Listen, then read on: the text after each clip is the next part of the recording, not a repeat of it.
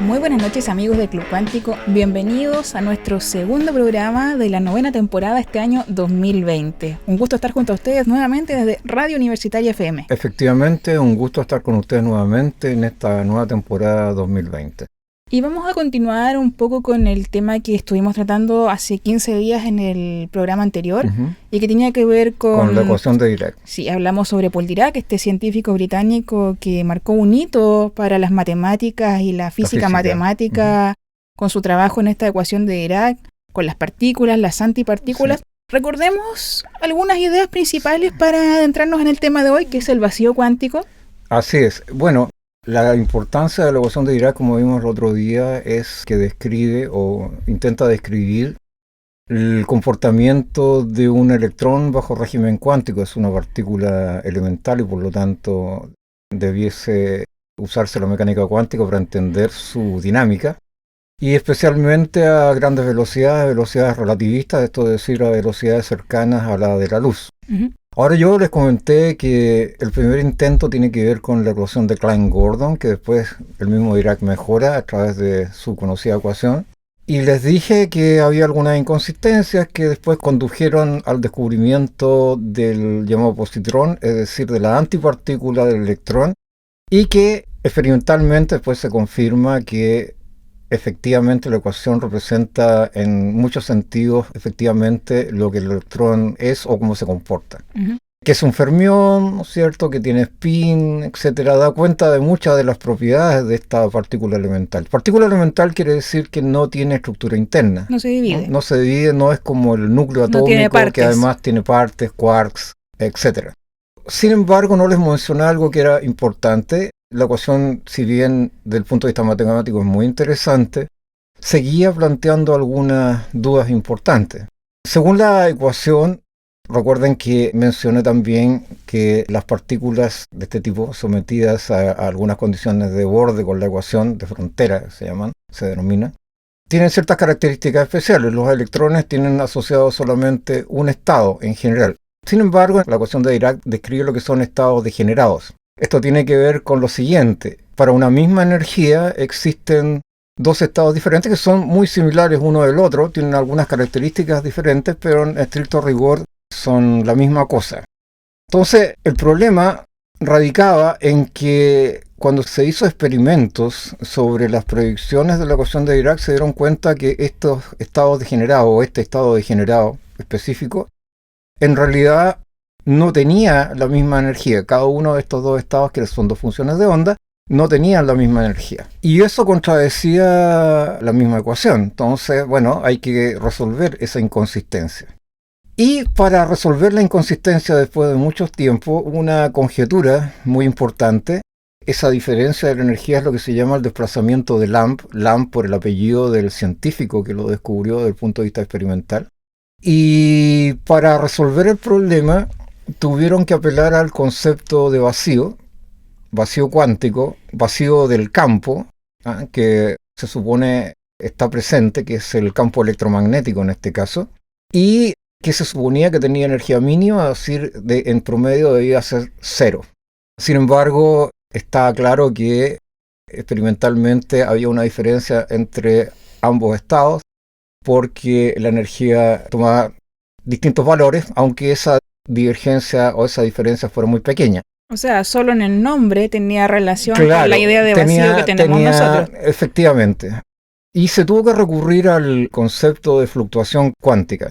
Bueno, nosotros sabemos hoy día, ¿no es cierto?, que el vacío no es tan vacío en general y que hay partículas virtuales que aparecen en él, fotones, electrones, positrones, etcétera, que además tienen una vida muy, muy precaria, muy corta, de tal manera de no contradecir el principio de conservación de la energía en la naturaleza. Por lo tanto, en el fondo, aparecen estos fotones, estos electrones, y desaparecen rápidamente, son absorbidos por el mismo vacío. Esto es lo que se llaman fluctuaciones cuánticas.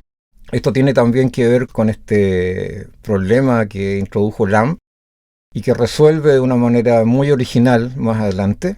Y es otro concepto sobre vacío cuántico que tiene que ver con el llamado efecto Casimir. El efecto Casimir se asocia con lo siguiente. Si uno tiene una cuerda, por ejemplo, de guitarra y la extiende sin ponerle bordes, no la fija en ninguna parte, en principio, si uno la toca, podría tocar todos los tonos posibles, infinitos tonos posibles. Sin embargo, si tú la pones en la guitarra y fijas las clavijas, ese mundo de tonos desaparece y se acota a un campo muy restringido. Entonces, Casimir, hablando del vacío y de estas fluctuaciones cuánticas, porque una cosa importante es elucubrar algo desde el punto de vista físico-matemático y otra cosa muy diferente es probar que existen. Entonces propuso, independiente del efecto Lamb que yo te acabo de escribir, propuso un experimento muy interesante. Lo que se va a llamar después, cuando se vean los resultados, el efecto Casimir estático. Ya estamos de vuelta luego de esta pausa musical y Marco nos ibas a contar sobre este experimento muy interesante de Lamb, ¿cierto? Los dos, el experimento de Lamb y el experimento de Lamb ya demostraba los experimentos Casimir que tienen que ver con Lamb, ya el corrimiento de Lamb y el de Casimir. Entonces Casimir dice que hagamos la analogía con la cuerda, ¿ok? Las partículas en este caso son asociadas a funciones de onda, como ya hemos visto, esos son los estados accesibles de un sistema cuántico. Entonces, si uno quiere determinar el vacío electromagnético, estamos hablando de un campo determinado, hay distintos vacíos dependiendo de cada campo, podría realizar el siguiente experimento. Este es el experimento que piensa Casimir. Consiste en poner dos placas infinitas, dos espejos infinitos. Entonces divide el espacio en tres partes, la parte exterior y la parte interior entre los dos espejos. Y lo que hace es aproximar los dos espejos a nanocentímetros. Nanocentímetros es algo que nosotros no vemos a propósito de nanotecnologías. Entonces la propuesta de Lamb es la siguiente. Un campo o este sistema de estados, estas funciones de onda, sometidas a condiciones de borde. En este caso las condiciones de borde sería que se colocaron dos placas infinitas, serían como las clavijas de la guitarra, hacen que los modos posibles o accesibles al vacío cuántico sean solamente algunos, no todos los posibles. Y los que están afuera son mucho más estados accesibles que los que están entre las dos placas. Por lo tanto, si uno pudiese definir la presión que producen esas ondas dentro de las placas, en el interior, entre las dos placas, y el exterior debiese ser diferente. Por lo tanto, a distancia, si una prevalece sobre la otra, por ejemplo, la presión exterior prevalece sobre la presión interior, que existan esos modos quiere decir que hay fluctuaciones cuánticas, porque si no, no habría absolutamente nada, sería vacío. Entonces, si se aproximan esas dos plaquitas, si hay fluctuaciones cuánticas y hay presión, lo que debiese suceder es que o las placas se separan porque la fluctuación interna es más grande, o las placas se juntan porque la fluctuación externa le gana a la presión interna. Y efectivamente lo que corroboraron es que las placas comienzan a aproximarse una con respecto a la otra. Es decir, la presión externa vence a la presión interna. Y la única manera en esos momentos es que efectivamente el vacío del campo electromagnético en realidad oscila entre el valor nulo y otros valores posibles. Es decir, si uno lo quisiera ver desde el punto de vista de las partículas, hay generación, que son los estados, hay generación de partículas dentro de la ranura que se traduce en la emisión de fotones, por ejemplo, y que compiten con los fotones que están afuera. Esa es una señal. Recordemos que todas estas cosas que son tan pequeñas solamente se traducen o son visualizables a través de sus efectos, tú no las ves directamente con la vista. Bueno, este extraño fenómeno y sorprendente fenómeno, vamos a irnos ahora al experimento de Lamb, sin que Lamb lo supiera, ¿cierto? Da una explicación muy interesante finalmente.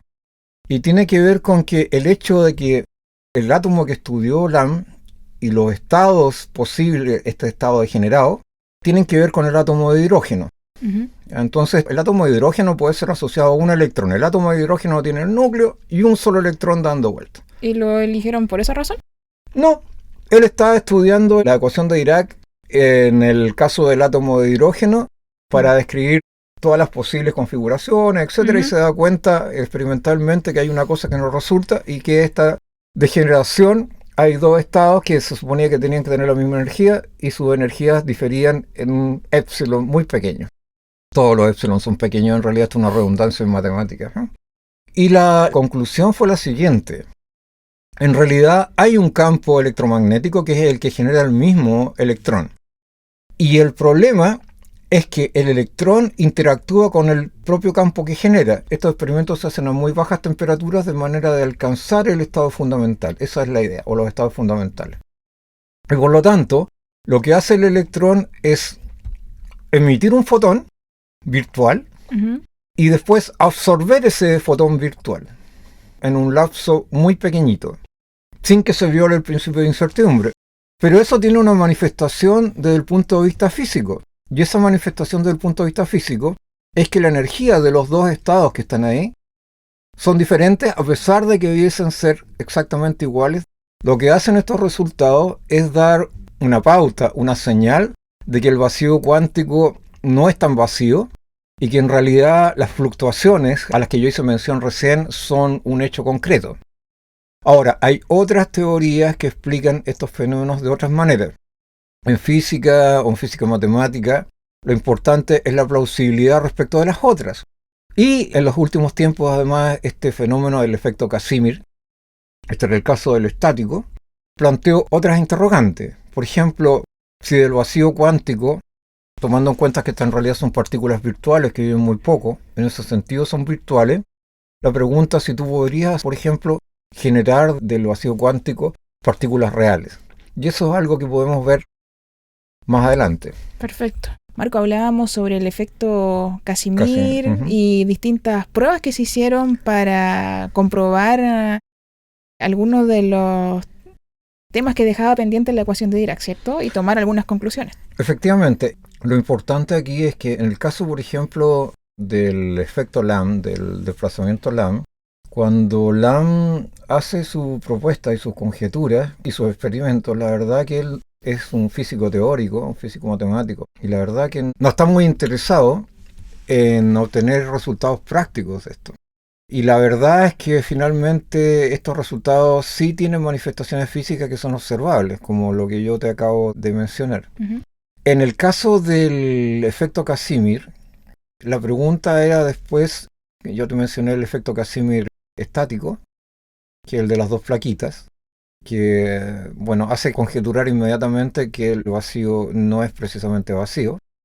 Y la pregunta ahora es si uno puede hacer emerger partículas, fotones en este caso particular, que son las partículas que median el campo electromagnético. Acordémonos que todo campo está mediado, sus interacciones son a través de partículas virtuales, y en este caso son los fotones. Entonces la pregunta es si uno puede hacer emerger del vacío cuántico partículas, fotones, que sean reales y no virtuales. Y la respuesta me parece que fue más o menos el año 2010 en un experimento que fue, no recuerdo si publicado en la revista Nature o Science, en donde se hace un experimento con un campo electromagnético que está colocado en la punta de una fibra óptica a la cual se hace girar a velocidades relativistas. ¿Qué quiere decir eso? Bueno, tiene que ser a velocidad relativista porque estamos hablando de las ecuaciones de Dirac, que son ecuaciones para electrones relativistas, es decir, que se están moviendo a velocidades cercanas a la velocidad de la luz. Los comportamientos los queremos mirar ahí.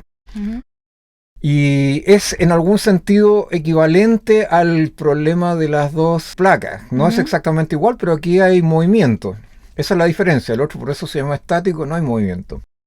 Y lo que se verificó, es complicado describir cuál es el procedimiento que se usa para eso, pero lo que se hace es detectar la presencia de fotones que ya no son fotones virtuales, es decir, la vida media que tienen no es la vida media infinitesimal de los fotones virtuales, sino que no pueden emerger de otra cosa que no sea del fenómeno mismo, del campo, o de la interacción de los electrones con el campo, etc.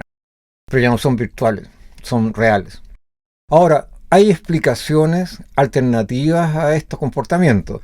De hecho, Lamb tuvo discusiones muy acaloradas con Wolfgang Pauli, que es prácticamente uno de los fundadores de la mecánica cuántica. Eso es muy divertido porque se dice que, no sé si en un congreso, en una reunión, Lamb trataba de convencer a Pauli acerca de la veracidad de sus presupuestos, y Pauli, bueno, como suele ser en ciencia, le ponía cortapisa a cada cosa que le decía. Hasta que al final, ya después de mucho rato, Pauli termina lanzándole, no un improperio, pero termina calificándolo de testarudo, porque a cada argumento que daba Pauli, a cada pero que le ponía a Lamb le contestaba, le retrucaba. Ahora, esto es natural, digamos. Lo importante aquí es que estos experimentos parecen demostrar efectivamente, si no definitivamente, por lo menos con gran probabilidad, que el vacío efectivamente no es vacío, que los campos son los que dominan en general en la naturaleza. Hay mucha gente que piensa que más bien uno debería hablar de teoría de campos que teoría de partículas. Las partículas serían mediadoras, como te digo, salvo en el caso de los fermiones, que tienen otras características, con los bosones, que son las mediadoras. Y por lo tanto, hace que se trate de una teoría que, siendo matemáticamente muy completa, hasta cierto punto, tal cual lo fue la de Dirac, cuando la contrapusiste con la realidad te diste cuenta que había una cierta contradicción que hubo que resolver a través de otros presupuestos adicionales, pero que te sirven para entender una cosa que no es visible, que es infinitamente pequeña y que define finalmente lo que somos. Hay quienes piensan que el efecto Casimir, este problema de las presiones, puede tener relación con el hecho de que el universo se expanda y que exista una fuerza de carácter repulsivo que haga que las suposiciones iniciales que presuponían que el universo debe estar contrayéndose son falsas y que muy por el contrario se está expandiendo y esa expansión es acelerada. Es decir, todo lo que la intuición no dice. Una de las alternativas, incluso para la materia oscura, era esa. Esos problemas no están resueltos y por lo tanto son problemas abiertos que en el futuro seguramente van a dar mucho que hablar, porque hay otras teorías que dicen que esas son efectivamente partículas, etc. ¿Lamb fue contemporáneo de Dirac o cuánto tiempo después más o menos? No, pues si estas cosas las hizo el año 35, la ecuación de Dirac es del 30 y tanto, o sea, son contemporáneos absolutamente ellos. Todos estos científicos son contemporáneos. El mismo Feynman aborda a través de sus procedimientos matemáticos creados específicamente por él estos problemas y da soluciones brillantes a la teoría de campos cuántica. Por lo tanto, esto no es la tarea solamente de una persona. La gracia de Lamb y de Casimir en este caso es de haber incorporado experimentos o experimentos mentales de tal manera de dar una pauta de cómo detectar un fenómeno que era solamente una elucubración. Esa es la gracia. Uh-huh. A veces el intelecto se adelanta a los hechos. Esa es la gracia de la ciencia, si no, no tendría ningún sentido. Bien, vamos entonces cerrando el programa de hoy. Muchas gracias a los amigos que nos acompañaron en Radio Universitaria FM, también en nuestro canal de YouTube. Un saludo y estamos de vuelta en 15 días más. En 15 días más con este Club Cuántico y vamos a seguir hablando de física porque este va a ser un año dedicado a la física y a las matemáticas. Bien, hasta pronto. Nos vemos. Pronto. Chao.